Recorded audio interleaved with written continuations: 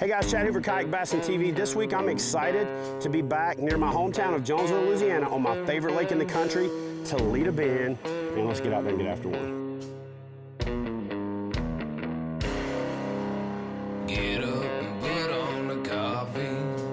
You know the sunlight won't last. Making my way to the country.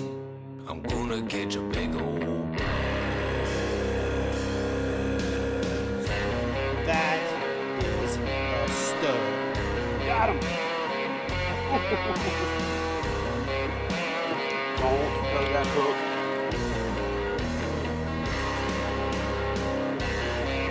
Oh, yeah! Ooh. Booyah!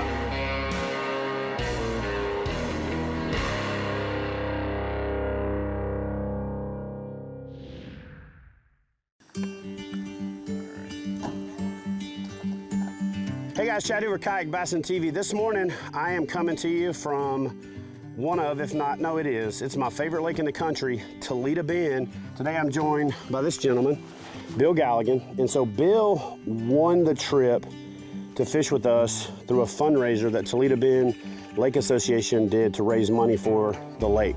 And so what I'm gonna do is we're gonna get Bill on the water. He's actually never fished from a kayak before. I'm gonna give him a little rundown to get him comfortable with the boat. So Bill, let me go show you a kind of a special technique that I use for this kind of fishing. And then we're gonna go out there and see if we can't find one of these big old Toledo Bend lunkers, one of these big old bucket mouths. Sounds good. All right.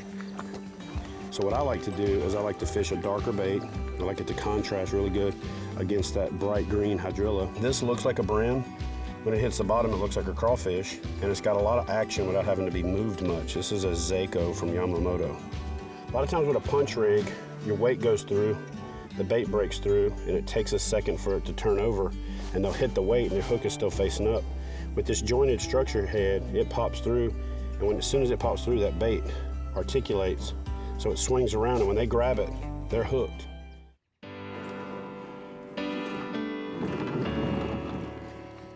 Now just lean away just a little bit and then just push off. Once you get real comfortable with it, you bring it in, you step on it, step on the other side, and you can paddle away standing up. Look all cool.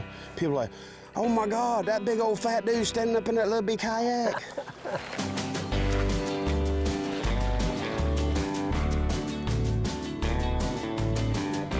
So one thing to keep in mind when you're fishing this kind of flooded timber like they've got here on Toledo Bend is for every stob you see sticking up, there's 15 under it that you don't see. Come on, fish. Oh, shoot. Yeah. So just like I was talking about with Bill at the boat ramp, when they hit it, they're pretty much hooked. And that fish folded that bait up, hooked him right in the corner of the mouth. And good little chunk. You can see right here is he's missing some scales. He's holding tight to cover and rubbing up against that, and that's knocking some of those scales off. Caught this fish in 19 foot of water in hydrilla. He was about 4 foot off the bottom, so I let it hit the bottom and raised it up until it clustered up the grass and then ripped it loose. As soon as I did, he thumped it. And as you can see there, that anal vent starting to stick out a little bit. That means he's feeding up and in the aggressive feeding mode. All right, so let's get this guy back in there. A lot of times when you find fish like this, you find a school of them. Just got my limit, my last of 5 this morning. I'm using a Elastec. It's a Z-Man big TRD, and it's the Mustad grip pin hook.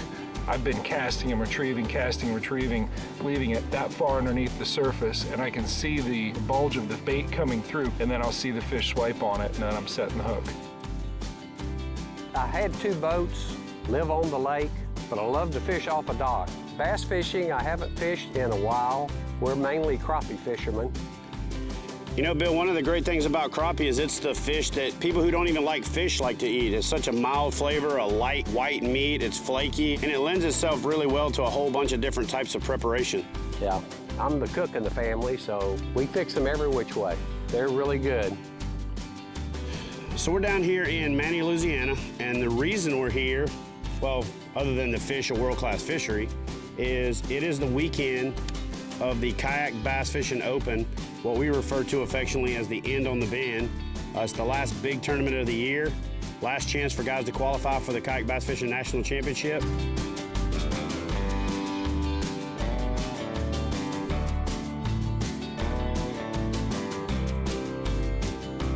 Anyway, we're gonna head back, load up, and head to the award ceremony.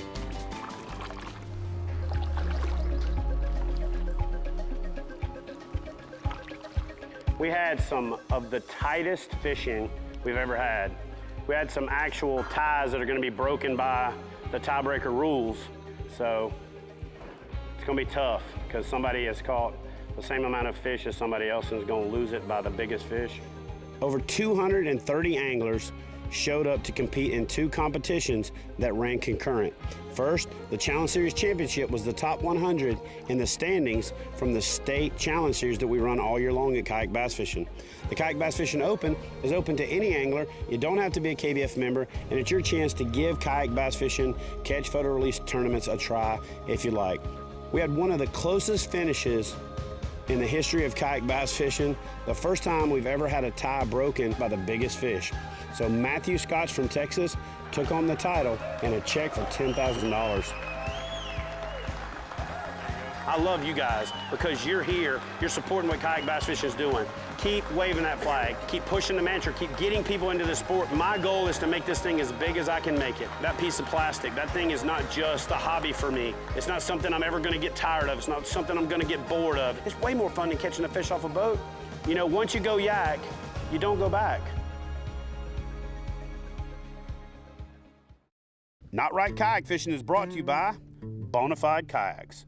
Stability, agility, ultimate fishability. Gerber, problem-solving, life-saving gear. Nines, polarization perfected. Yeti, built for the wild. Yamamoto, because what you fish matters.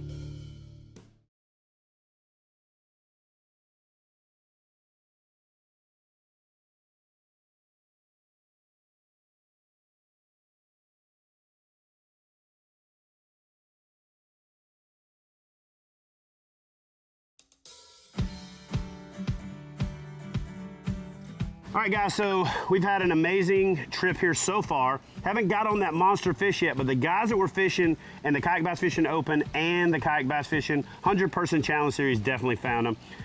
But here's the thing, when you're coming to this part of Louisiana and you're experiencing an amazing fishery, you also need to check out one of the amazing places to stay, and that's Cypress Bend Resort. So rather than me do that, because all I know about is the fishing, I'm gonna turn it over to Christy and let her tell you about the things that you can do at Cypress Bend Resort if you're not into fishing, or on top of the fishing to make it that much nicer. So Christy, tell everybody what Cypress Bend Resort offers for your Louisiana experience. Okay, so Chad, we offer just relaxing is the number one thing we offer. We have 18-hole golf course. We have a full-service spa on property. We have a full-service bar and full-service bar. So you can have a nice drink after you get back from fishing on the terrace and just enjoy looking at Toledo Bend out there.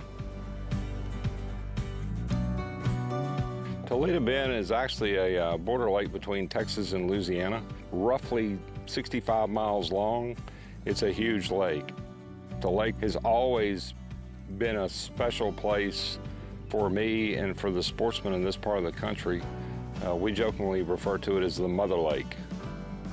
Adam Harbuck has been a good friend of mine for the better part of a decade. He's one of the first people that I shoot a message and say, hey man, I'm coming to Louisiana, you got some time to fish? I just ran a spinnerbait across the top of the moss bed and finally he hit it. It's a very, very healthy fish, not a huge fish, but fat across the back, and we're gonna let him go so he goes back to grow up and be a Toledo Bend lunker. Adam caught that fish on a spinnerbait, which is no surprise because he catches a lot of fish on a spinnerbait. The reason he's catching them on a spinnerbait is because there's very few times a spinnerbait won't work, but a lot of times folks don't fish it properly because it's referred to sometimes as a beginner bait. But for Adam Harbuck and most of the people in Louisiana, it's not a beginner bait, it's a dinner bait. Anytime you've got wind and grass, you can catch a fish on a spinnerbait, especially if you make the right blade combination. So I'm suspecting he's probably selling something white, silver, maybe a contrasting kicker blade. So you get the silver for the flash, get the white for the contrast, and they just gobble it up. Healthy, healthy, healthy Toledo bass. Caught on a spinnerbait right on top of this submerged grass. We got a little wind blowing, and he just kind of ripped that spinnerbait across the top of that hydrilla. And this is the result. So let's put him back. At any given time, if you paddle up to Adam Harbuck in a kayak, Perfect. and he doesn't have a spinnerbait tied on, please give me a call so that I can call his wife and let her know that Adam Harbuck has been abducted by aliens. What is kind of cool is that Adam is using a power pole, because last year he was the self-professed anti-technology guy, and he was just going to keep it real simple. And after he fought the wind all day and watched me just push a button and hold position, he came to the dark side, as he calls it. But one thing I am going to tell you is, at some point, I am going to pull the pole switcheroo on him. So hopefully he asks me a question about the pole so I can tell him it needs to be repaired. Then I'll pair it to my remote, and then I'll have control of his power pole for the rest of the day. So Adam, your poles, when it starts doing that ratcheting thing at all, what you always want to do is pair the buttons. So don't press your buttons yet until I tell you to. You want to press this pair button right here, and then you want to press both of your key fob buttons down. And then when that green light comes on, you're good to go. I got nothing. Well, let go of my kayak for a second. So you sometimes have to get a little bit away from it to see if it'll work. And so like, yeah, it's working. Chad and I go back many, many years. He's a veteran. He retired from the Navy. I'm an Army vet. And so we've always kind of picked fun at each other, but nobody can compete with Chad Hoover. So he's got more tricks up his sleeve than a magician. Your power pole's fixed. Look, I got perfect control of it right now. Mr. Harbuck is fishing where I want him to fish. Right there. So if you've got that buddy that always likes to leapfrog ahead of you or bird dog you, this is the perfect way to make him heel.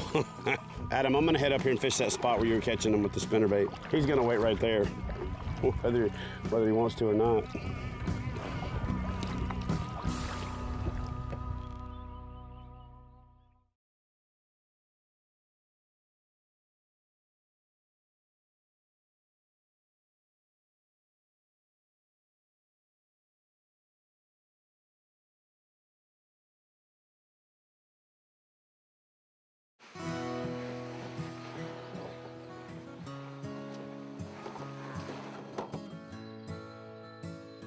All right, guys, so we are back, and today I'm hitting the water with Tim and Gene, the Real Gills fishing guys. 232 guys caught almost 2,000 fish over the weekend, so we know they're here and we know they're biting. But we went further up the creek thinking that those bigger fish have already started moving a little further back. And this is the only part of the lake that's got hydrilla. So we're gonna find those edges, we're gonna punch the grass if we need to, but we're really gonna get out there and hustle and try to find the fish. So it's an exciting time of the year. I'm ready to get out there and do it. So Let's do it. why don't y'all move these kayaks out of the way and let's go fishing, baby. Yeah. Or let's go catching. Let them go fishing. We'll go catching.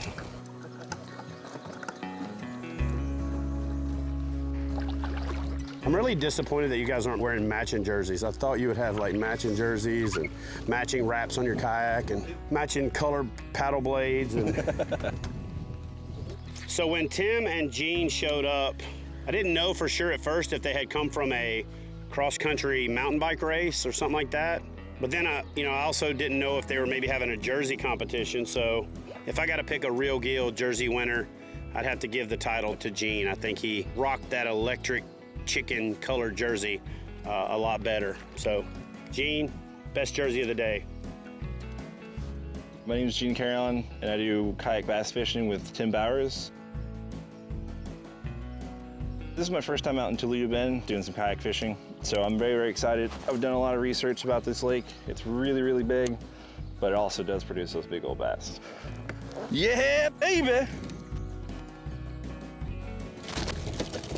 Woo, he's active. Boom. On that MS Slammer, the swim bait. That's how it's done. It weeds out those smaller fish so you can catch these big guys. Look, I got him right at the edge of the mouth with 2 hooks. So He wasn't going anywhere. There she goes. She's lazily swimming away. The reason why I do swim bait fishing is you can see as the size of the lures are a lot bigger, so you can really weed out the smaller bass. So if you're wanting to break your largemouth bass or smallmouth bass or spotted bass, the swim baits are definitely the way to go. Oh boy. You know, I don't know what I like better, catching a giant bass or watching a good friend catch a giant bass. And if it takes me going to the rally cap to help him get it done, that's what I'll do. That's why I get an assist on that monster Gene just landed. Rally cap. Since there's a lot of hydrilla in tree stumps, I don't want to get down in the water column and get stuck. So I like this to be subsurface or on the surface, and then just kind of sit there and walk right across the water. So that way the bass can see it and try to attack it from the bottom. And really the swim baits, they're almost kind of magical because people can put some cuts in like this and make them swim just like a regular fish. Tim and I have been fishing off the bank pretty much since we've been kids. You know, we had mud all the way up to our knees, and we saw 2 kayak fishermen coming up the creek, and we're like, man, that's kind of like the way to go. We should see what it takes to get out there. And, you know, after doing research and finding out that it really doesn't require too much money to do kayak fishing, we bought our first kayaks and got on the water. Hey Gene, it's very rare that I'm the guy with the least stuff on my kayak. Kind of looks like you're moving. You got it. We usually have our cooler back here though, so it's a little empty. We can call this the light version. I didn't even put any ice in this thing, and just from having the freaking drink be cold, it was still cold. Those things are so money. Hey Tim, do you know who you look like? I don't know, I just like to say that and see who people think they look like. A lot of people say my son looks like this sexy bass fisherman on TV. Boom. My name's Tim Bowers. I'm one half of the Real Gills. I've been kayak fishing for about 2 years now. I started out in East Texas. I grew up, my dad had a bass boat like everybody, but always kind of wanted something a little more personal. Got this little guy back in this cove. Not huge, but he's definitely a healthy fish. Let's let him go. Thanks for that. Not Right Kayak Fishing is brought to you by Power Pole Micro Anchor. Swift, silent, secure, and small. Gerber. Problem solving, life-saving gear. Nines. Polarization perfected. Yeti, built for the wild. Yamamoto, because what you fish matters.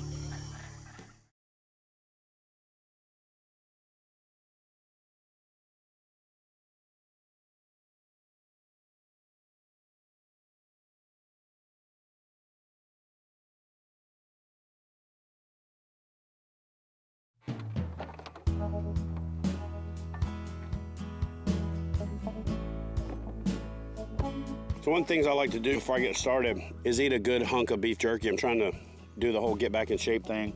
So kind of starting your day off with a good source of protein is awesome, but you always get beef jerky in your teeth.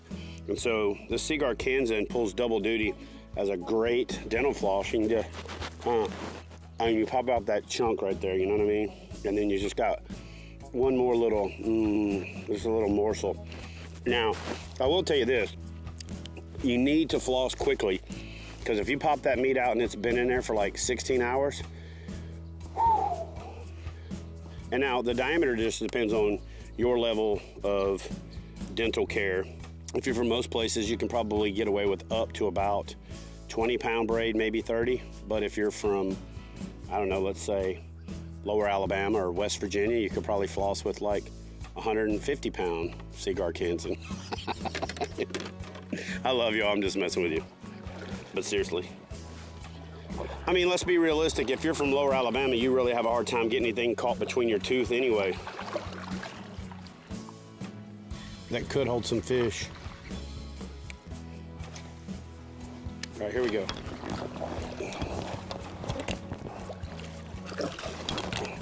Yeah, That is a quality little chunk right there. That's the kind of fish we're looking for. One thing to keep in mind when you see these docks back in these creeks like this that have a light on them, by and large, if those folks have a light on their dock, they're hardcore fishermen. And generally what they do is they'll also sink brush piles out in front of their dock. So before I go graph it, I always like to make a few casts and maybe even throw a jig up in there and bump it along the bottom and kind of feel for it to see if there is a brush pile there. And if there's a brush pile there, odds are there's gonna be some fish. Oh yeah, nice. And there's the first drop shot fish of the day. I try to give you insightful tips about the things that you should do, and for the most part, professionals, you know, try not to share the dumb stuff that we do, but here's a tip that I want to give you that isn't necessarily that flattering for me.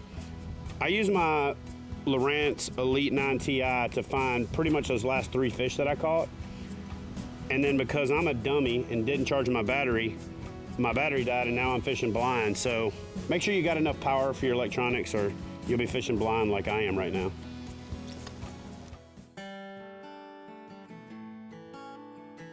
All right, so now that I have quite a bit of time in the new Bonafide SS127, this is the question I keep getting asked. Chad, what is your favorite feature about the new Bonafide SS127? And so I'd have to say that my favorite feature is the front hatch. And then, of course, there's the junk drawer.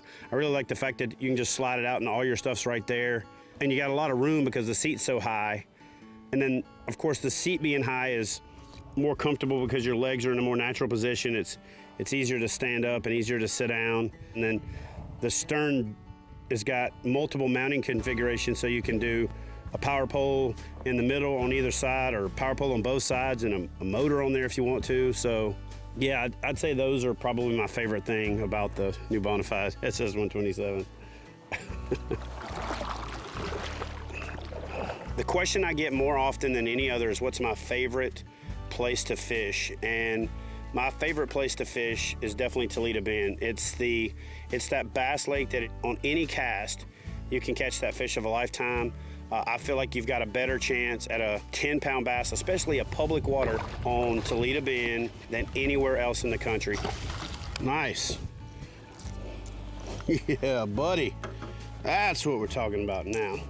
Any chance I get, I stop by here if I'm traveling through, and every chance I get, I plan a trip to come in here and do nothing but focus on trying to catch one of these big old Louisiana giants. So that's gonna do it for this week. If you're looking for that fish of a lifetime, come down here and wet a line in Toledo Bend, Manny, Louisiana.